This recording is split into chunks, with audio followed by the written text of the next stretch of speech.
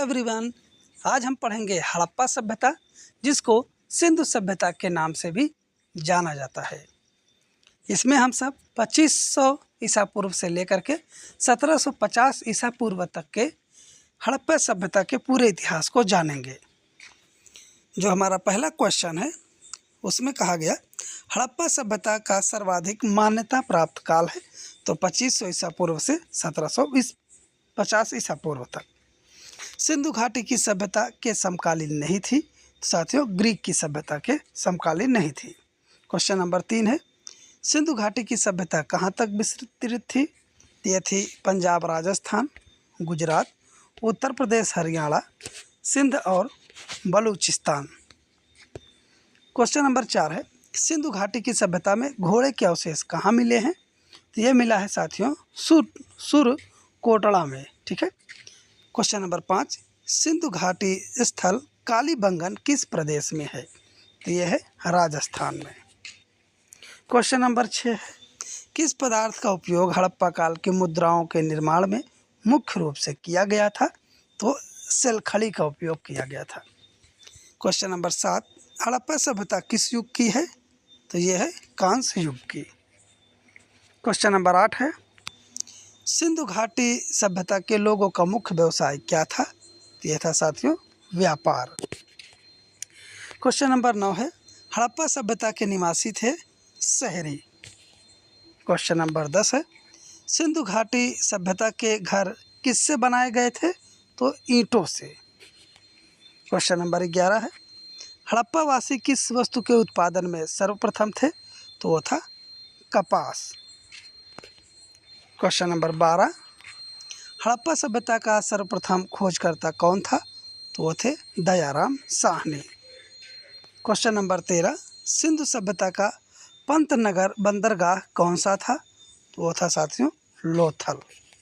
Question number 14, पैमाने की खोज ने यह सिद्ध कर दिया कि सिंधु घाटी के लोग माप और तौल से परिचित थे। यह खोज कहाँ पर हुई थी? ये हुई थी साथियों लोथल में। हड़प्पा कालीन समाज किन वर्गों में विभक्त था? तो यह था विद्वान, योद्धा, व्यापारी और श्रमिक में। क्वेश्चन नंबर 16 है, सिंधु सभ्यता का सर्वाधिक उपयुक्त नाम क्या है?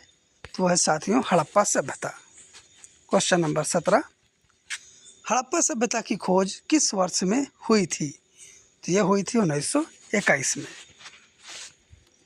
हड़प्पा सभ्यता के बारे में कौन सी उक्ति सही है? तो उन्होंने पशुपति का सम्मान करना आरंभ किया। क्वेश्चन नंबर 19 है, हड़प्पा के लोग सामाजिक पद्धति थी। तो हड़प्पा के लोगों की जो सामाजिक पद्धति थी वो थी उचित समतावादी।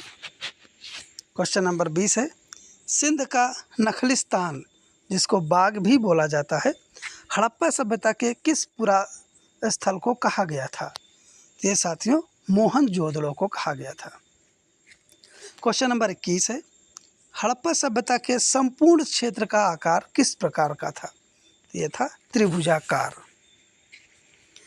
क्वेश्चन नंबर 22 है, हड़प्पा सभ्यता के अंतर्गत हल से जोते गए खेत का साक्ष्य कहाँ से मिला है? तो ये मिला है कालीबंगा से।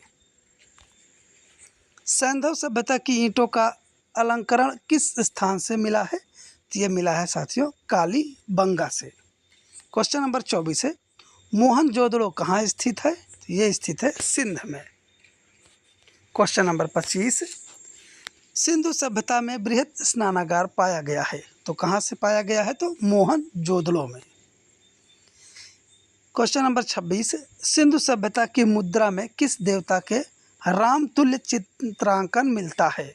यह मिलता है आद्य शिव का। क्वेश्चन नंबर 27 है, कौन सा हड़प्पा कालीन स्थल गुजरात में था? यह था साथियों लोथल। लोथल जो है ये गुजरात में स्थित है। क्वेश्चन नंबर 28, मोहनजोदड़ो को किस एक अन्य नाम से भी जाना जाता है? तो इसको जाना जाता है मृतकों का टीला। क्वेश्चन नंबर हमारा 29 है, हड़प्पा सभ्यता का प्रचलित नाम क्या है? तो प्रचलित नाम साथियों सिंधु घाटी की सभ्यता है। क्वेश्चन नंबर 30 है, सैंधव स्थलों के उत्खनन से प्राप्त मोहरों पर किस पशु का सर्वाधिक उत्कीर्णन हुआ है? तो ये हुआ है साथियों बैल का। क्वेश्चन नंबर 31 है हमारा, सिंधु घाटी सभ्यता जानी जाती है तो अपने नगर नियोजन के लिए। क्वेश्चन नंबर 32 है, सिंधु सभ्यता का कौन सा स्थान भारत में स्थित है? तो साथियों लोथल जो है ये भारत में स्थित है। क्वेश्चन नंबर 33 यानी 33, भारत में खोजा गया सबसे पहला पुराना शहर था तो वो था साथियों हड़प्पा। क्वेश्चन नंबर 34 है, भारत में चांदी की उपलब्धता के प्राचीनतम साक्ष्य मिलते हैं तो वो मिलते हैं हड़प्पा संस्कृति में। क्वेश्चन नंबर 35, मांडा किस नदी के किनारे स्थित था? तो ये था साथियों चेनाब नदी के किनारे। क्वेश्चन नंबर 36 है, हड़प्पा कालीन स्थल रोपण पंजाब किस नदी के किनारे स्थित था? तो ये है साथियों सतलज नदी। क्वेश्चन नंबर 37 है, हड़प्पा में एक उन्नत जल प्रबंधन प्रणाली का पता चलता है तो ये पता चलता है धौला वीरा में। क्वेश्चन नंबर 38 है, हड़प्पा के मिट्टी के बर्तन पर सामान्यतया किस रंग का उपयोग हुआ था? तो यह किया गया था लाल रंग का उपयोग। क्वेश्चन नंबर 39 है, सिंधु सभ्यता किस युग में पड़ता है? तो ये पड़ता है साथियों अर्ध ऐतिहासिक काल में। ठीक है। क्वेश्चन नंबर 40 है, सिंधु घाटी सभ्यता की विकसित अवस्था में किस स्थल में घरों में कुओं के अवशेष मिलते हैं? तो मोहनजोदड़ो में। मोहनजोदड़ो में घरों के अंदर कुएं भी मिले हैं। क्वेश्चन नंबर 41 है, सिंधु घाटी सभ्यता को खोज निकालने में जिन दो भारतीयों का नाम जुड़ा है वो है दयाराम साहनी एवं रखाल दास बनर्जी। क्वेश्चन नंबर 42, रंगपुर जहां हड़प्पा की समकालीन सभ्यता है तो कहाँ उपस्थित है ये? तो सौराष्ट्र में। ठीक है।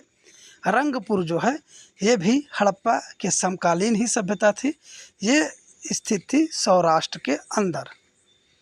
क्वेश्चन नंबर 43, हड़प्पा एवं मोहनजोदड़ो की पुरातात्विक खुदाई के प्रभारी थे तो इनके प्रभारी थे sir John Marshall.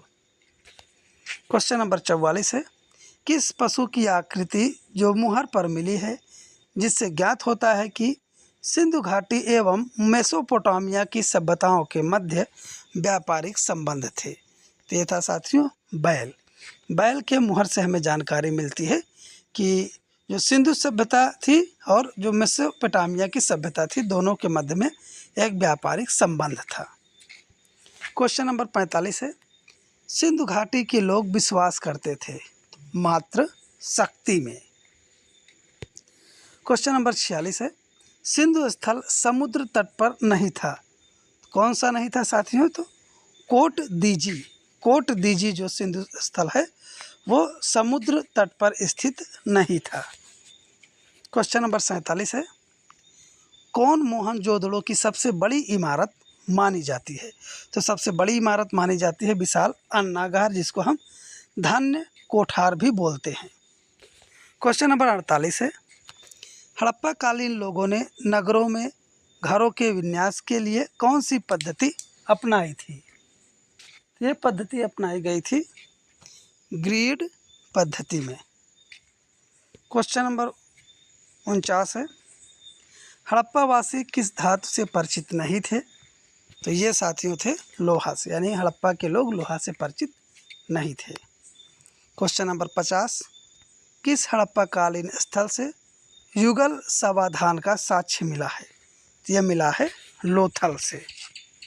Question number 51, कपास का उत्पादन सर्वप्रथम सिंधु क्षेत्र में हुआ जिसे ग्रीक या यूनानी लोग किस नाम से पुकारते थे? तो ये पुकारते थे सिंडन के नाम से।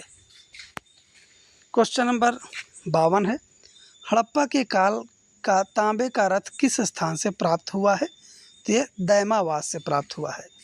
जो तांबे का रथ है वो दैमावाद से प्राप्त हुआ है। क्वेश्चन नंबर 53 है, हड़प्पावासी जालवर्द जिसको हम भवन निर्माण की सामग्री बोलते हैं, का आयात कहाँ से करते थे?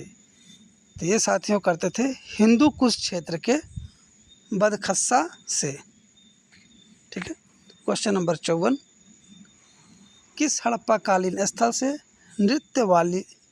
नृत्य मुद्रा वाली स्त्री की कांस्य मूर्ति प्राप्त हुई है? ये प्राप्त हुई है मोहनजोदड़ो से। क्वेश्चन नंबर 55 है, किस हड़प्पा कालीन स्थल से पुजारी की प्रस्तर मूर्ति प्राप्त हुई है? तो ये प्राप्त हुई है हड़प्पा से। किस सिंधुकालीन स्थल से एक कीट पर बिल्ली का पीछा करते हुए कुत्ते के पंजे का निशान मिले हैं? ये मिला है चंदूगढ़ से। क्वेश्चन नंबर 57, किस हड़प्पा कालीन स्थल से प्राप्त जार पर चोंच में मछली दबाए चिड़िया एवं पेड़ के नीचे खड़ी लोमड़ी का चित्रांकन मिलता है, जो पंचतंत्र के लोमड़ी की कहानी में आपको देखने को मिलता है? तो यह मिला है साथियों लोथल से। क्वेश्चन नंबर 58, स्वातंत्र्योत्तर भारत में अधिक संख्या में हड़प्पा युगीन स्थलों की खोज किस प्रांत में हुई है? तो ये हुई है गुजरात में। फसल हड़प्पा कालीन लोगों द्वारा उत्पादित नहीं की जाती थी, तो चावल की जो फसल थी वो हड़प्पा के लोग नहीं उत्पादित करते थे। हड़प्पा कालीन स्थलों में अभी तक किस धातु की प्राप्ति नहीं हुई है? तो यह है लोहा। किस पशु के अवशेष सिंधु घाटी सभ्यता से प्राप्त नहीं हुए हैं? तो शेर के जो अवशेष है वो सिंधु घाटी सभ्यता से अभी तक प्राप्त नहीं हुए हैं। क्वेश्चन नंबर 62 है, चंदूड़ों के उत्खनन का निर्देश किया था? तो J.H. मैके ने किया था चंदूड़ों के उत्खनन का आदेश। हड़प्पा सभ्यता की खोज 1921 में हुई थी। तो ये हमने पूरा क्वेश्चन देख लिया, 63 क्वेश्चन। वीडियो आपको कैसा लगा कमेंट बॉक्स में ज़रूर बताइएगा। इसी तरह से वीडियो पाने के लिए चैनल को सब्सक्राइब करिए और अपनी तैयारी बरकरार रखिए। धन्यवाद।